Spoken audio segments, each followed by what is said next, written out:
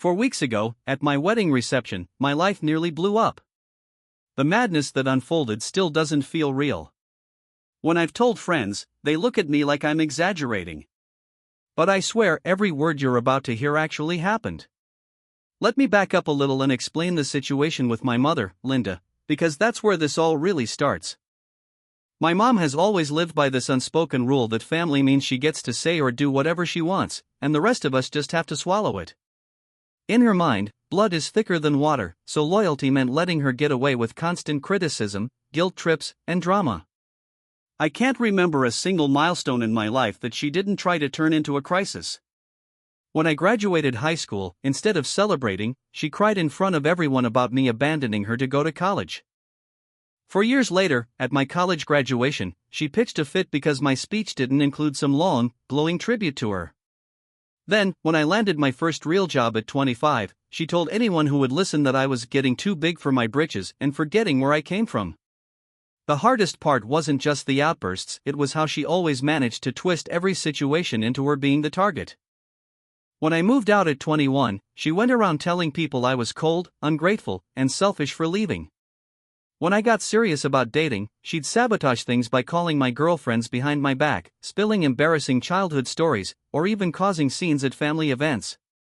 Nothing could happen without her shifting the spotlight onto herself and painting it as proof that everyone was out to hurt her. The thing is, I never really forgot any of it. She believed I was her weak, soft-hearted son who would always come crawling back.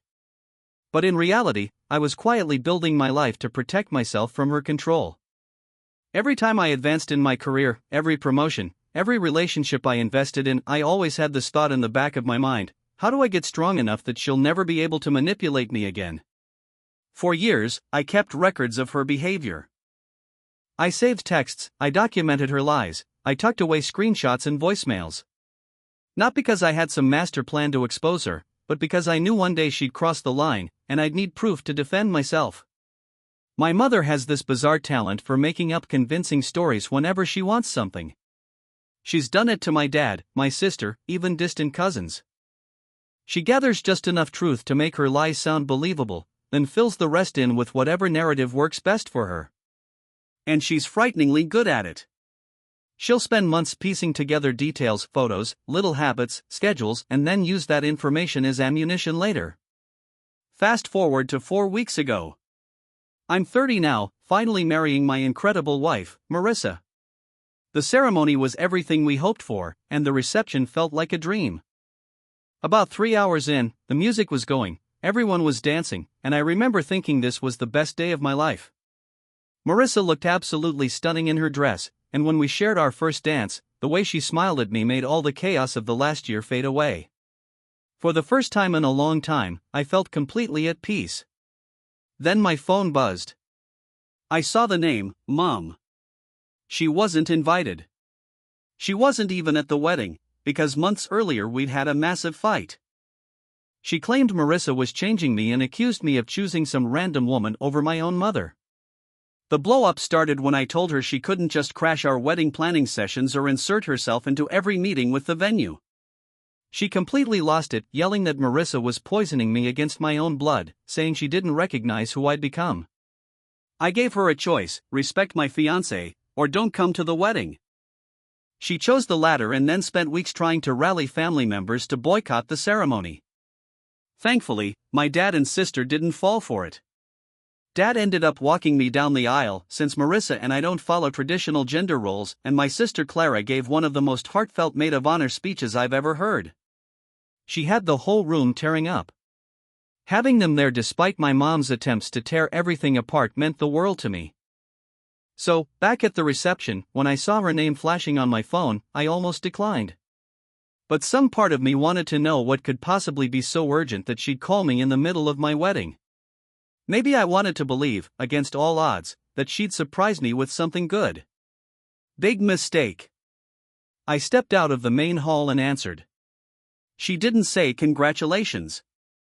She didn't ask how the day was going. She dove right into a frantic, rambling tirade. She said she needed $12,000 wired to her account immediately, or she was going to call Marissa and tell her the truth about my Thursday nights. At first, I didn't even know what she was talking about. Most Thursdays, I'm just stuck at the office late, and if I eat anywhere, it's usually a quick bite before heading home. I asked her what exactly she meant, and that's when she unloaded the full story. She claimed she knew everything about my secret double life at a place called the Silver Lantern.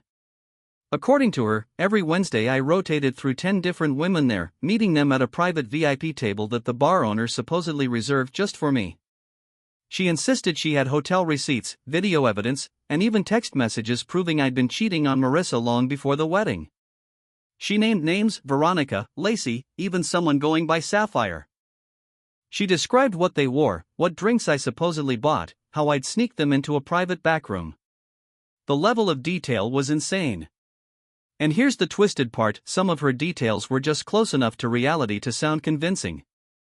I do go to the Silver Lantern occasionally, but only because it's close to my office and the food's decent. Over the past year, I've eaten there maybe half a dozen times, always by myself, never with anyone else. Somehow, she took those casual dinners and spun them into this elaborate fantasy affair. So there I was, standing in my tux, watching my wedding guests laugh and celebrate, while my own mother tried to coercion me for 10 grand by intimidation to shatter my marriage with a story she completely fabricated. It was surreal, like living inside one of her lies, only now she'd turned the weapon directly on me. The wildest part was how sure of herself she sounded. My mother spoke with this eerie confidence, rattling off details about the so-called VIP table I supposedly kept at the Silver Lantern, dropping names like Veronica and Lacey as if they were characters in a script she'd memorized. She kept insisting she had been covering my tracks for months and now had evidence of everything. As she went on, I walked back toward the reception, trying to hold my face together, but Marissa caught sight of me and immediately asked if something was wrong. That's when my mother's voice grew so loud and frantic that Marissa could actually hear her through the phone. My mom started shouting about calling Channel 5 News, swearing she'd make sure the whole world knew what kind of man I really was if I didn't hand over the money. Marissa grabbed my arm, looking panicked, asking me what my mom was talking about. By then, a few guests had noticed. People started glancing over, whispering to each other. My best man, Daniel, rushed over, asking if I needed help. Some guests even pulled out their phones, sensing something dramatic was unfolding. I could see Marissa's maid of honor weaving through the crowd toward us, and across the room, my father-in-law stood frozen, watching with a worried expression. Then my mother took it to another level. She laughed this awful, mocking laugh and told me to go ahead and ask Marissa about my secret life, about Veronica, about Lacey, about all the women I was supposedly entertaining. She said she had been shielding me for months but couldn't anymore, not without that money. She kept repeating it over and over: she had proof, she had been protecting me, and now she was done covering up. The whole thing felt surreal. There I was, in a tuxedo, on the most important night of my life, surrounded by the people I loved most, and my own mother was hell-bent on destroying it all with lies and coercion. I glanced at Marissa. She looked devastated, confused, her eyes darting between me and the phone in disbelief. Guests were clustering around, murmuring, some pointing, the tension thick enough to choke on. But here's the truth: I'd been bracing myself for a moment like this for years. Not this exact circus, but something close. I always knew one day my mother would go nuclear and try to wreck something that mattered to me just to get what she wanted. That's why I'd spent so long preparing, keeping records, documenting her behavior, anticipating that she'd cross the line sooner or later. So instead of panicking, I walked straight over to the DJ booth and asked for the microphone. The music cut out, and the room went dead silent. All eyes turned to me. My mother was still on speakerphone, ranting in intimidation, waiting for me to break down. Marissa stood a few feet away, tears in her eyes, looking lost and afraid. My heart was pounding, but I steadied myself, looked around at all the faces of our friends and family, and then back down at my phone. And instead of pleading with her, I lifted the mic and said, since my mother wants to tell stories about me, maybe it's time I tell one about her. That shut her up. For the first time all night, she went completely silent. I stood in front of all our guests, the mic in my hand, my mom still on speakerphone, intimidation to ruin my marriage unless I handed her 10 grand. Everyone in the room was staring at me, Marissa clutching her bouquet with this heartbroken look on her face. My mother had just finished cackling about her so-called proof of my affairs, expecting me to fold.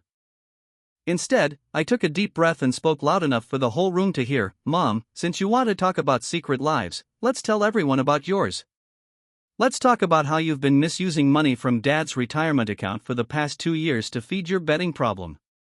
Let's talk about the cash advances you've been pulling on credit cards you opened in his name.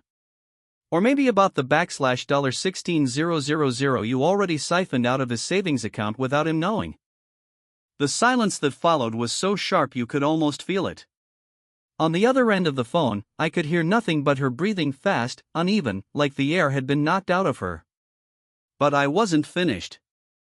I told the room about the Monday and Wednesday trips she claimed were visits to her sister, when really she was driving 3 states over to hit the gaming hall. I told them how she'd been forging Dad's signature on financial documents, creating fake bank statements, intercepting mail, and even setting up a separate P.O. box so the bills wouldn't catch up with her. I explained how the credit card companies had started calling me, looking for her, and how she'd been opening new accounts under variations of my father's name whenever the old ones maxed out. What she didn't know was that about a year ago, Dad had grown suspicious about money disappearing. He asked me to help him quietly figure out what was happening before confronting her. Together, we went through the accounts, tracked her movements, even followed her on those supposed sister visits. The truth we uncovered was brutal. My mother had a full-blown betting problem and had been systematically draining their retirement fund to keep it going. And here's the kicker, the reason she was able to build that twisted story about me cheating was because she'd been tracking me. Not because she thought I was unfaithful, but because she was paranoid that I'd expose her. She followed me to restaurants and bars, snapped pictures, and built this elaborate file of my everyday, innocent activities, twisting them into a narrative she could weaponize if she ever needed leverage. The silver lantern? That was her centerpiece. The irony is, yes, I had been there, but not for what she thought. The private investigator my dad and I hired actually suggested it as a discreet spot near his office to meet and exchange information. So while she thought she was catching me red-handed in some affair, what she was really doing was photographing me while I was gathering evidence of her crimes. After I finished speaking into that microphone, the whole reception hall fell into a silence so sharp it almost hummed in the air. You could have heard a fork drop on the carpet. My mother didn't say a word at first, just dead silence on the other end of the phone. The guests stared around at each other with wide eyes and open mouths, trying to process what had just come out of my mouth. Marissa stood near me, her expression a mixture of relief and disbelief, as if she couldn't quite believe this was the family drama she had just married into. Then, just when I thought maybe she'd hung up, my mother let loose. Not the theatrical wailing she was putting on earlier, but raw, panicked yelling. She demanded to know how I'd found out, how long I'd been sitting on this information, what kind of proof I actually had. She shouted that I was a liar, that I was inventing this whole thing just to embarrass her on my wedding day, that I was being cruel and vindictive because she hadn't come to the ceremony. I calmly handed the microphone back to the DJ, took her off speaker, and walked outside so the guests wouldn't have to hear the rest. That's when she truly unraveled. Her voice cracked, and suddenly she was crying, begging me not to tell Dad. She insisted she'd been planning to quit compulsive play, that she would put the money back before anyone noticed, that she only needed one more big win to make everything right. I told her flatly that the conversation was being recorded, that Dad already knew, and that we'd been collecting evidence for months, bank records, credit reports, photos, the whole paper trail. I warned her that if she ever tried to coercion me again or interfered in my marriage, we'd be filing case of misconduct without hesitation. She switched gears instantly. The crying stopped, and her anger came roaring back. She called me ungrateful, accused me of turning strangers against my own flesh and blood. She whined that I was destroying her life over nothing, and insisted that what she had done wasn't nearly as bad as the false affairs she was accusing me of. She kept circling back to that same refrain, that I was cruel, that I had humiliated her, that I'd ruined her reputation. The conversation dragged on for almost 40 minutes. I sat there listening as she cycled through every manipulation tactic in her arsenal. First came the sobbing and pleas for forgiveness. Then came the rage, the accusations, the guilt trips about family loyalty. She even tried bargaining, saying she'd get help for her compulsive play if I promised not to press legal action, saying she'd pay Dad back somehow, though she couldn't say how with her finances in ruins. She even suggested counseling for the two of us, as though this whole mess came down to poor communication. The most exhausting part was her insistence on painting herself as the target. She claimed compulsive play was a disease, that I was heartless for not showing compassion, that real families don't turn on each other like this. But I'd been watching her manipulate people my entire life. I knew every one of her moves, every tactic she leaned on when she was cornered. Each time she tried to spin the narrative, I calmly pulled it back to the facts: the taken without permission money, the altered documents, the lies, the years of deceit. By the time I stepped back inside the hall, Marissa was waiting for me with my dad and sister. Turns out, while I was outside, Daniel had filled my dad in over the phone about what had happened. Dad looked tired, but not surprised, like a man who had been bracing for this moment for a long time. He admitted he'd been expecting her to pull something dramatic ever since we started digging into her finances. The reception kept going, but the mood had shifted. Some guests quietly slipped out early. Others came up to us, offering hugs, support, or just awkward questions about whether everything was really okay. A few family members were clearly picking sides, some muttering that I shouldn't have aired family business in public, others flat out saying my mother had gotten exactly what she deserved.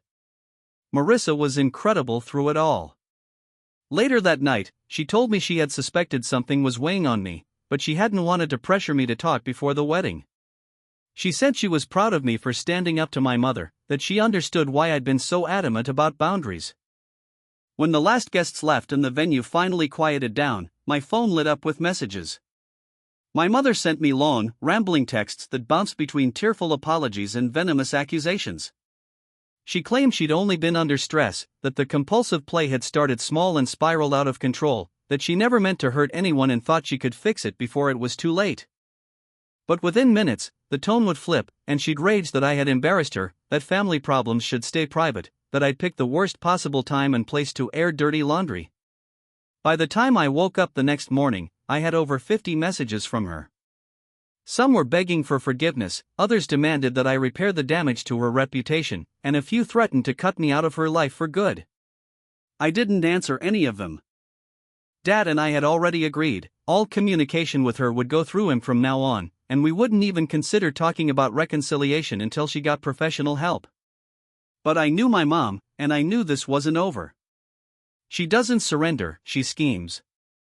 And after being humiliated so publicly, she was bound to start planning her next move. After I ignored the 40-something messages she blew up my phone with that first night, she didn't back off, she just changed her approach, and in the worst way possible. Instead of continuing to harass me directly, she started calling just about everyone who'd been at the wedding, feeding them her own version of events. She told some folks I had deliberately set her up, that the compulsive play incident had been exaggerated, and that I had gone out of my way to embarrass her as payback for skipping the ceremony. The stories shifted depending on her audience.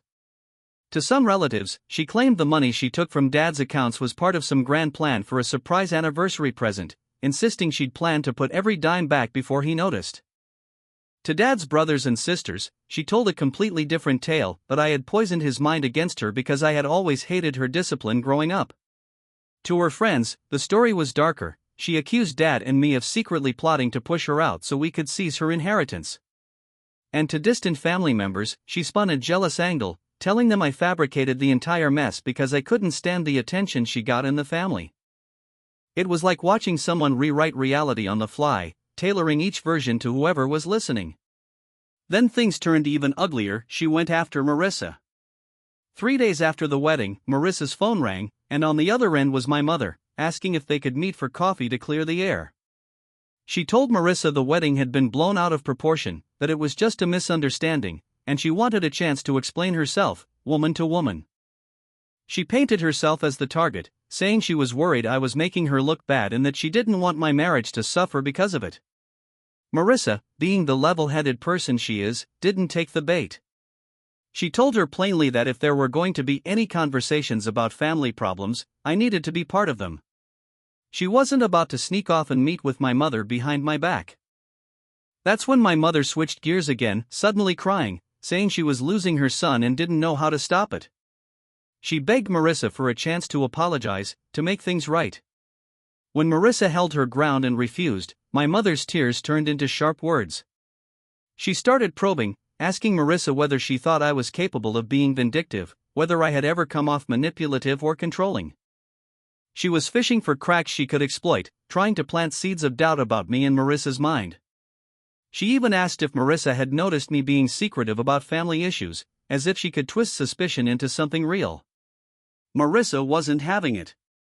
She cut the conversation short and told her the discussion was over. But that didn't stop my mother. She kept calling, at all hours, sometimes sweet and apologetic, other times furious and accusatory. She rang Marissa's work number, blew up her cell, even tried slipping into her social media messages. It was relentless, unwanted attention. That was the turning point for me. While she was busy trying to manipulate everyone into siding with her, Dad and I had already been working with our attorney on a misconduct case. We'd been quietly building it for months, keeping track of everything, because we wanted to give her the chance to seek help before things went too far. But once she started dragging Marissa into it, harassing her, spreading lies, and trying to damage my marriage, we knew it was time to stop playing nice. The attorney filed legal action, misuse of someone's name, misconduct, and misconduct. And when we added up everything she'd taken, it was worse than we thought. The total wasn't just a few thousand here and there, it came out to more than $25,000 once you counted the credit card advances and all the cash withdrawals. On top of that, we filed for a legal boundary barring her from contacting Marissa or interfering in our marriage. When the sheriff showed up to serve the papers, she lost her mind. My phone lit up with her yelling, demanding to know how I could do something so cruel to my own mother. She threatened to fight the legal action, swore she'd make me regret destroying her life. One moment she cursed me out, calling me dead to her, promising she'd never forgive me for siding with strangers over family. The next, her tone would swing back to begging, pleading with me to reconsider. She promised she'd pay it all back if I'd just give her time. She argued that pressing legal action was unnecessary, extreme, cruel, even that this was a private family matter that didn't belong in court. I let her rant for nearly an hour. Every manipulation tactic in her playbook came out: guilt trips, self-pity, anger, blame-shifting, playing the injured role. I stayed calm and kept notes, exactly like our attorney had told me to. I recorded the call too, making sure we had everything documented. And in that call, I realized just how deeply she believed her own lies. She insisted she hadn't really taken without permission anything because wives have access to marital funds.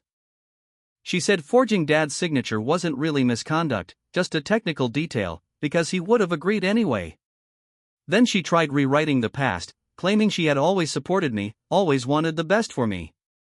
She swore she never tried to sabotage my relationships, that my girlfriends had simply been jealous of the bond she and I shared. For a split second, I felt my mind wobble. She's that skilled at gaslighting. Even with all the evidence in front of me, she almost made me doubt what I knew was true. But then she crossed a line.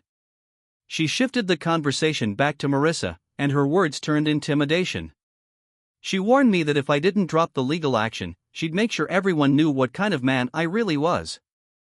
She said she had ways to make Marissa's life miserable, that people in the community would believe her version over mine.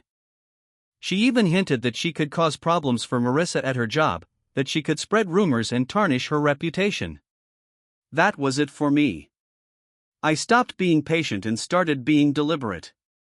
I told her flat out that the call was being recorded, that intimidation my wife was already a violation of the legal boundary, and that if she kept it up, we'd tack on legal action of unwanted attention and pressuring people involved. Then I said something that shut her up cold. I told her the private investigator we'd hired hadn't just been tracking her compulsive play. We had been digging into her finances for about 6 years, combing through records and paperwork, and what we uncovered was staggering. It wasn't just about compulsive play debts anymore. We found layers of dishonest activity she probably believed were buried deep enough to stay hidden. There were fake identities she had carefully pieced together so she could open extra credit cards, each one racking up more debt. Then there was the insurance claim for taken without permission jewelry, except that jewelry was never taken without permission. It was all a fabrication, one more scheme in a long list of deceptions. When I confronted her with what we'd found, the silence on the other end of the phone was unlike anything I'd ever experienced with her. My mother, who always had an excuse ready, who could twist any situation into a sob story or a justification, suddenly had nothing to say. No arguments, no manipulative words, not even anger, just a heavy, suffocating silence. That silence was almost more frightening than her usual tactics, because it was so out of character. Then, without a word, she hung up. That was 5 days ago, and since then, I haven't heard a single thing from her. Dad tells me she's locked herself in their bedroom, only slipping out when he's gone at work. She's ignoring phone calls from relatives who want to hear her version of events. She's gone completely quiet online too. For a woman who usually lived on Facebook and Instagram, posting updates about everything from what she ate to who wronged her that day, that silence is deafening. It's like she's disappeared into her own world, plotting. I can't shake the feeling that she knows this is much bigger than a compulsive play problem. I think it's finally clicked for her that Dad and I have been building a full case against her, carefully gathering evidence for years. We know it all, and this time, we're not giving in to her manipulations or empty warnings. Yet the quiet unnerves me more than the yelling ever did. With her, silence means planning. Silence means she's working on her next move, and it's probably not going to be small. I can already imagine her talking with attorneys, trying to figure out a way to twist the legal action back in her favor. Or worse, she's crafting a narrative where she turns herself into the target and us into the villains. Some relatives are already leaning her way, insisting that family should forgive family, that dragging her through the courts is too harsh. Others, though, have finally woken up after hearing how much she stole, how far the lies went. The family is splitting in two, and it's ugly. Every conversation feels like someone is choosing sides. In the middle of all this, my sister Clara has been a rock. She's been taking calls from confused relatives and calmly explaining the truth to those who only heard my mother's twisted version of events. She's also been right there for Dad, helping him shoulder the emotional weight of realizing that the woman he's been married to for 36 years is not just flawed, but a compulsive liar and a thief. Watching him wrestle with that reality has been painful, but Clara hasn't left his side. And then there's Marissa. She's been nothing short of incredible. She refuses to let my mother's chaos poison our newlywed life. She tells me she's proud of me for standing firm, for refusing to give in to manipulation like I might have in the past. She even says that seeing me deal with this disaster head-on has made her feel more secure about our marriage, not less. Still, I can't shake the dread. This isn't over. My mother has never been the type to back down quietly, and I know in my gut that she's plotting her counterattack. Sure enough, 10 days after our last conversation, she struck. The timing was deliberate, long enough for me to relax a little, but not long enough for the legal process to advance too far. Her plan was viciously calculated, designed not just to hurt me but to rip apart my marriage and force me into dropping the legal action. First, she went straight for Marissa's parents. She called them in tears, pretending to be terrified for their daughter's safety. She told them I had serious anger issues, claiming the whole family had covered it up for years. Then she spun a story where my father and I had been abusing her for years, and now we were using the legal system to continue the torment. Marissa's parents were horrified. They called her right away, their voices full of fear and confusion. My mother had painted me as a monster and harmful man who'd gaslit an entire family into siding with him. But she didn't stop there. Next, she called Marissa's workplace, introducing herself as a concerned family member. She told them Marissa might be experiencing harmful behavior at home, suggesting they keep a close eye on her for signs of distress. Then she took to social media, reaching out to 3 of Marissa's closest friends, sending them lengthy messages filled with concern. She didn't outright say I was physically harmful, but was the brilliance of her manipulation. Instead, she used phrases like emotional control, financial manipulation, and unhealthy behavior. She positioned herself as the brave mother, the survivor, trying to save her son's wife from the same nightmare she had supposedly endured. It was sinister in its precision. Within 72 hours, Marissa was drowning in calls and messages. Her parents wanted to sit her down for serious talks. Her boss quietly asked if she needed time away from work. Her friends were checking in with soft, careful words. "Are you okay? Is everything all right at home?" My mother had engineered the perfect trap. If Marissa defended me too passionately, she risked looking like she was brainwashed or in denial. If she admitted even the smallest family tension, it could be twisted into proof that my mother was telling the truth. But what she didn't realize was that I had been preparing for this exact move for nearly 4 years. This wasn't the first time she'd tried to wreck one of my relationships. She'd done it before, twice, in fact. Each time, she waited until things got serious, then launched a smear campaign to convince those women's families I was unstable, dangerous, or harmful. Both times, she succeeded. After the second time, I swore I'd never let it happen again. I started recording every single conversation I had with her, documenting every manipulation, every lie, every threat. I knew she'd come for me like this again, it was only a matter of when, not if. And now, the storm had arrived. It wasn't just phone calls that proved how far she was willing to go, it was every single time she brought up my personal life, my relationships, or anything tied to my future. Over the years, I'd been quietly building a kind of archive, almost like a private case file, filled with her tactics and schemes. I had saved recordings, written notes, and even timestamped evidence of her manipulation. These weren't just vague suspicions or family gossip, this was her own voice, calmly and deliberately explaining how she would twist situations to her advantage. I had recordings of her telling others exactly how to get involved in my relationships, like a strategist laying out a battle plan. In one conversation, she walked through how to approach Marissa's parents and quietly plant doubts about me, sowing suspicion in people who were supposed to become my family. In another, she coached my father's sister, giving her step-by-step instructions on what to say so it would appear like multiple relatives agreed there was something wrong with me. And the most damning of all was a recording from 9 months before the wedding, where she spelled out, without hesitation, that if I didn't end things with Marissa, she would launch a full-scale campaign to sabotage our marriage.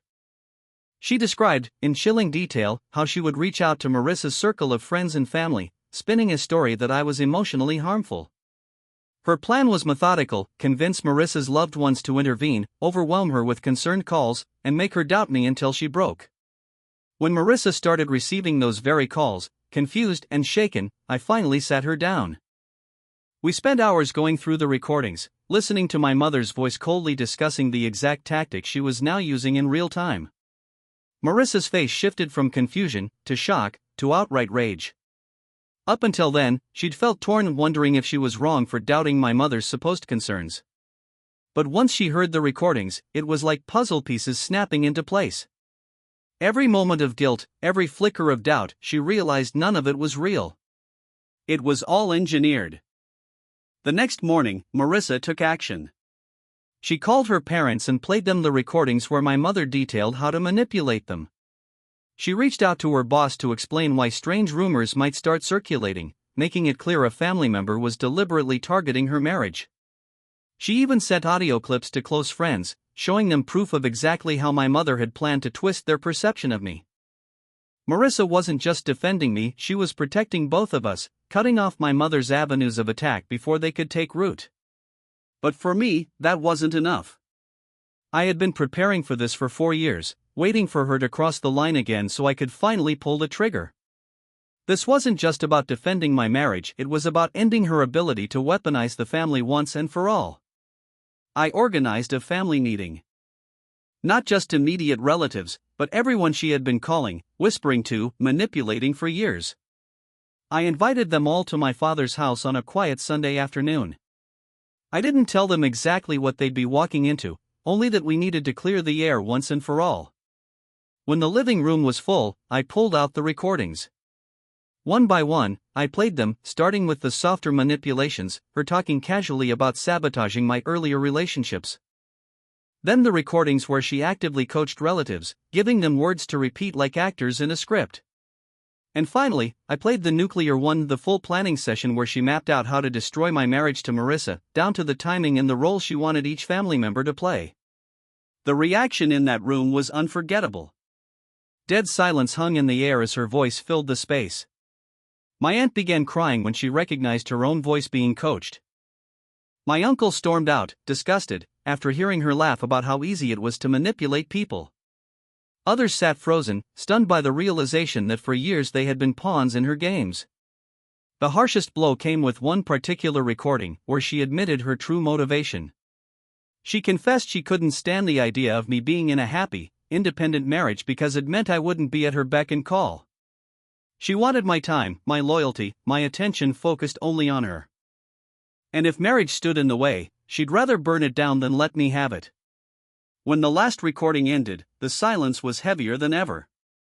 My mother tried to speak up, claiming I had twisted the context, spliced her words, manipulated the narrative. But there was no denying her voice, her laughter, her exact words plotted out in cold detail. My father, who had tolerated years of manipulation, finally stood. He said hearing her plan to destroy his own son's marriage was beyond forgiveness. That was the moment he told her flatly he was filing for divorce. He gave her 10 days to leave his house. The family meeting ended with relatives making their positions clear. Many cut her off immediately, saying they wouldn't speak to her again. Some apologized to me for believing her stories all those years. A few admitted they had suspected something was wrong but didn't want to step into the mess. Now, with the recordings laid bare, no one could pretend anymore. The fallout was brutal and fast. Because she had violated an existing legal boundary by contacting Marissa's workplace and family, the authorities brought new legal action against her. The recordings, meticulously collected and timestamped, became evidence not just of manipulation, but of unwanted attention, persistent contact, and pressuring people involved spanning years. Her lawyer quickly realized taking the case to trial would be a disaster. Imagine a jury hearing hours of her plotting, and urged her to accept a plea deal. She pleaded guilty to every charge. The sentence was harsher than I think she ever imagined: 20 months in custody, 4 years probation, full restitution for the money she'd taken without permission, mandatory counseling, and a permanent order forbidding her from contacting me, Marissa, or any of our immediate family again. The divorce wrapped up quickly, with my dad keeping the house, his retirement accounts, and his dignity.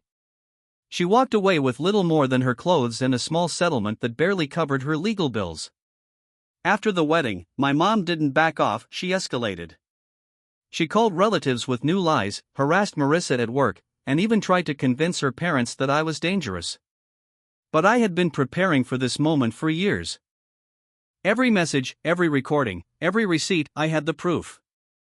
When the truth came out, it all collapsed for her. My dad filed for divorce, the court ordered her to pay back what she stole, and she walked away with nothing but her lies. For the first time in my life, I wasn't the one on the defensive. She was. And here's the part that stays with me: all those years she told me family is everything. She was right, but not in the way she thought. Real family doesn't tear you down or try to ruin the happiest day of your life. Real family stands beside you, protects you, and celebrates your joy. Now, I finally know what that feels like. I have my wife, my dad, my sister, and a future where her chaos can't reach me. My mother destroyed herself trying to destroy me, and that's the last gift she'll ever give me. That was my story. What do you think about it? Would you have acted the same way or chosen differently?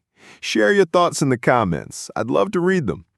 Thank you for listening, and don't forget to subscribe to the Keeping Secrets channel for more stories like this.